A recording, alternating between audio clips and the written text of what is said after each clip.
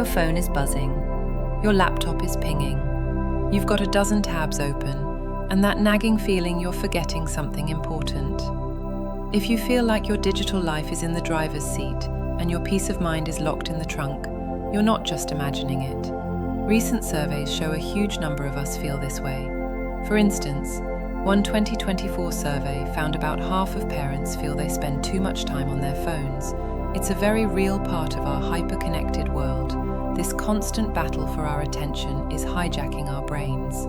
But what if you could reclaim your focus, your calm, and your mental space without having to become a hermit or throw your phone into a river? That's what this is about, finding that balance. We're going to explore some real science-backed strategies that let you take back control, use technology on your terms, and find a little inner peace in the middle of all this digital noise. This problem is more serious than you realize. It goes way deeper than just wasted time. All this digital stimulation is actually rewiring our brains. Every notification, every like, every little buzz and ping triggers a tiny release of dopamine. Neuroscientists call this an anticipatory dopamine response. It's a powerful feedback loop that trains you to compulsively check your devices, always looking for that next little hit. It's the same mechanism that makes slot machines so addictive. The companies designing these apps know this. They aren't selling you a product, they're selling your attention to advertisers, and their business model depends on keeping you hooked. This constant state of distraction comes at a serious cost. A growing body of research shows that digital overload is linked to a drop in our ability to focus, a rise in stress and anxiety, and even an increase in symptoms of depression. Think of it like mental clutter. A messy room can make you feel chaotic and overwhelmed. A cluttered digital life does the same thing to your mind, creating a constant, low-grade hum of mental noise that fragments our attention and makes deep thought almost impossible. Author Cal Newport, in his book Digital Minimalism, argues that we've adopted new technologies way too casually without really thinking about the true cost.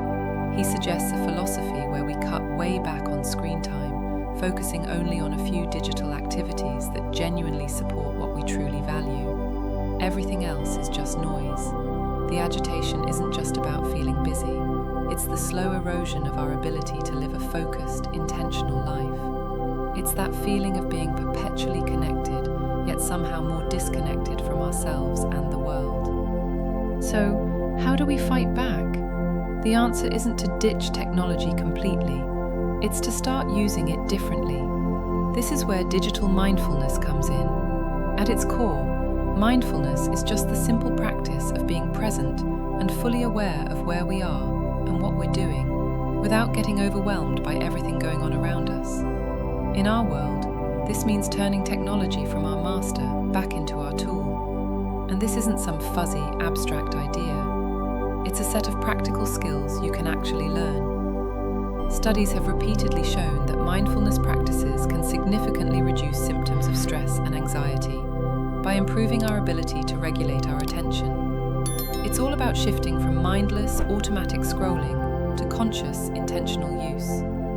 To help you do that, let's walk through 4 powerful strategies you can start using today. First, you need to become the architect of your own digital world. Right now, it's probably designed to distract you. It's time to redesign it for focus. This starts with the biggest source of distraction: notifications.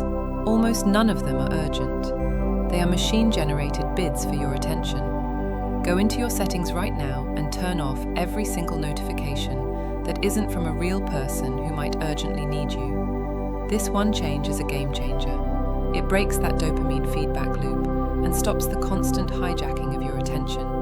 You will be amazed at the calm that follows when your phone is silent unless a person is actually trying to reach you. Next, clean up your home screen. Is it a minefield of distracting apps? Move all your social media, news, and other time-wasting apps into a folder on a different page. This adds a tiny, crucial bit of friction. Instead of mindlessly tapping, you have to consciously go looking for the distraction. On your main screen, keep only your tools, apps that have a clear function like your calendar, notes, maps, or camera. Think of your phone's home screen like your front door. You wouldn't want a crowd of salespeople shouting at you every time you opened it. Design it for peace and purpose, not for chaos. Mindfulness is all about being intentional, and a huge part of that is creating clear boundaries between you and your technology. This means setting up both tech-free times and tech-free zones in your life. Designate physical areas in your home where screens just aren't allowed. The two most important are the dining table and the bedroom.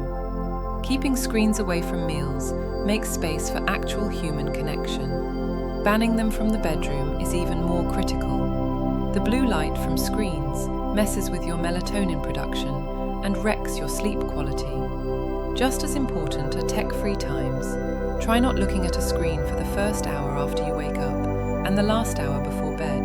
This lets you start and end your day on your own terms, not by reacting to whatever the digital world throws at you. Instead of waking up to a flood of emails and news alerts that kickstart your stress, you can wake up to your own thoughts, to a quiet cup of coffee, to your life. Use the Do Not Disturb and Focus Mode features on your phone. They are your best allies for enforcing these boundaries and protecting your most valuable asset, your undivided attention. Let's talk about the scroll, that hypnotic, mindless state where minutes and sometimes hours just vanish. The antidote isn't just willpower, it's replacement. First, schedule regular digital detox periods.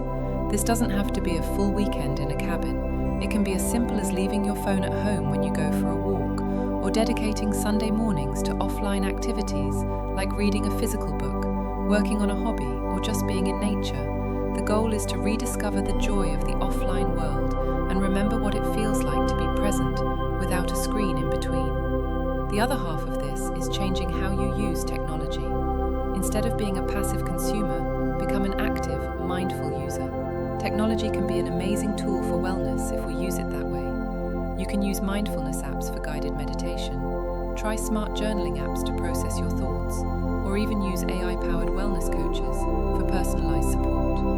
The key is to shift your mindset. Just ask yourself, am I using this as a tool to make my life better, or as a pacifier to numb out? You get to make that choice every single time. The final, and maybe most important strategy, is to get real with yourself about your digital habits. You can't change what you don't acknowledge.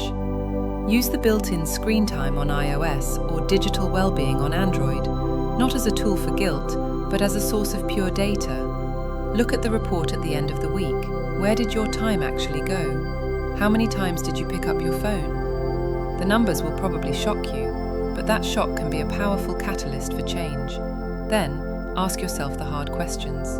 Does how you spend your time online truly line up with your values? Is spending 2 hours a day on Instagram really more important to you than making progress on that personal project, learning that skill, or connecting with your family? This isn't about judging yourself. It's just about bringing unconscious habits into the light. This practice of self-reflection is the foundation for everything else. It's what moves you from being a passive victim of technology to an active architect of a life filled with intention and inner peace. The digital world isn't going anywhere. The pull on our attention is only going to get stronger. But you are not powerless. You have the ability to choose a different way. It's not about rejecting technology. It's about using it with wisdom and intention. By curating your digital space, setting firm boundaries, shifting from mindless consumption to mindful engagement, and practicing honest self-awareness, you can fundamentally change your relationship with your devices. You can move from a state of constant distraction and anxiety to one of focus, presence, and calm. Just remember that technology is a tool. That's it. You are the one in charge, and you get to decide how it serves you. So, I'll leave you with a question. Based on everything we've talked about, what is one small change you are going to make, starting today, to find a little more peace in your digital life? Share your commitment in the comments below. Let's start this journey together.